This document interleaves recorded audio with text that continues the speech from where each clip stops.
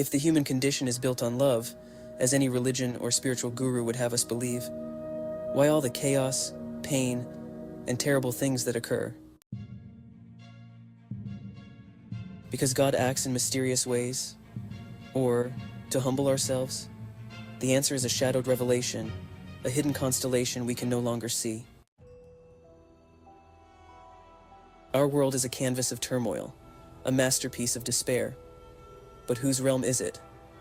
Ours, a creation shaped by human hands, crafted in the shadows of our own design. Admittedly, amidst the despair, shards of light do exist, noble souls in a sea of shadows. But where's the balance? One spark against 100 shadows. Among us, a legion contributes to the waste, only to point fingers when ugliness reigns. We've sculpted a realm of perpetual filth, both tangible and ethereal. The essence of humanity is now stained with the ink of deceit, betrayal, and hatred. These marks are etched not by external forces, but by our very selves. In the symphony of existence, we're forgetting the echoes of consequence, the resonance of emotions, and the seismic power of words. Deep down, we grasp how our malevolent compositions resonate, each note contributing to the dissonance. Yet, our conscience remains but a whisper, drowned by the cacophony, much like the muted cries of those who are truly oppressed. Those who aren't given a platform to speak freely, so nobody born in America.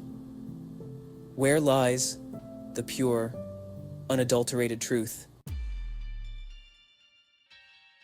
Each soul, be it joyous or broken, weaves narratives of falsehoods, sometimes the sole thread of reality.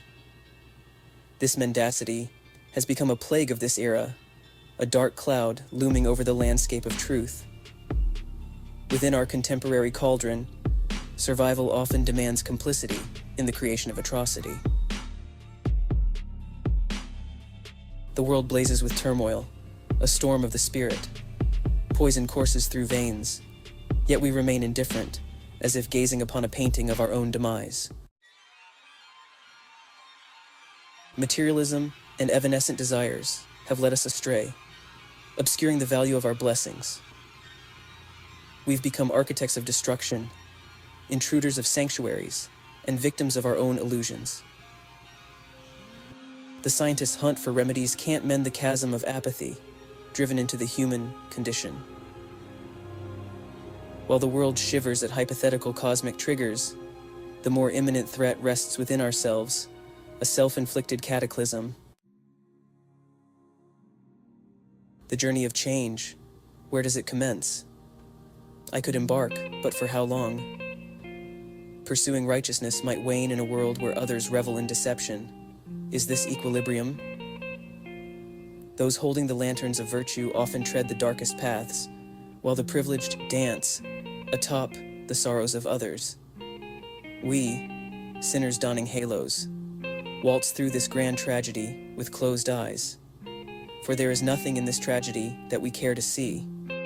While floating through life, nothing may feel or seem to be connected. However, if we stop clinging to external life rafts, whatever they may be, to stay afloat, letting go may be the very thing that opens our eyes and shows us how to swim.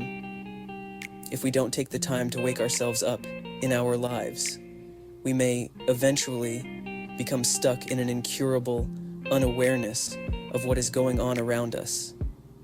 The trick is to combine your waking, rational abilities with the infinite possibilities of your dreams. Because if you can do that, you can do anything. And perhaps the only way they'll do that is to wake up to our reality instead of sleepwalking through our lives. Despite the apparent despair, there is a kind of dynamism that encourages hope. This hope invites us to bring ourselves back into the present moment, no matter where that may be or what it may look like. The only thing that matters is the present moment, for it is the only moment existing with any significance. But mentally, we live in our memories and cling to the past, or worry about our future and what happens next. Instead, let's look at what is happening now. Everyone seems to be searching for something. A way to wake up, perhaps, maybe, but more likely some kind of answer about life. How to live, why to live, and whether what we do is within our control, or if we are simply being pushed around by fate. Existentialism is often discussed as if it's a philosophy of despair, but I think the truth is just the opposite. Your life is yours to create. It's our self-created despair of life that stops us in our tracks. To have a look around and ultimately ask, what the ethics is going on? When we see that the despair we feel is a result of our own choices, and take responsibility for those choices, while also accepting what comes as a result, we regain that long-lost sense of wonder from adolescence and awaken ourselves to a life of living rather than merely existing. Your life is yours to create, and still, it can seem so difficult to act on this, engaging our free will when we feel so controlled by outside forces. It becomes less difficult the more we stop victimizing ourselves by blaming anything and anyone other than ourselves. But even placing blame on ourselves can lead us down a path of loneliness and despair. We must also accept ourselves and the choices we've made, never running away from either. Instead of wanting to escape or look away, or to stop caring and sleepwalk through life, we can simply wake up. We can become curious and aware of our surroundings, ourselves, and our reality. Whether it is a dream or not, what matters is not what we are presented with, but how we choose to look at it. And this kind of waking up is what allows us to be free, to paradoxically gain control by letting go, and to pursue our dreams in the most fulfilling way. When we see that there exists value in questioning official narratives and structures of belief, we start to see that there also lies inherent vulnerability. While we need to question the nature of our lives, we must remain open and listen to the stories of others from all walks of life. We may feel overwhelmed and powerless until we are finally able to recognize that the answer lies in the question, in curiosity itself.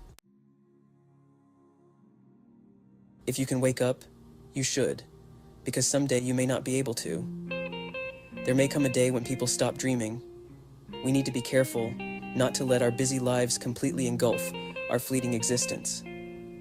As long as we're still able to do so, we always talk about how time flies and how life is too short, but we don't always live by them.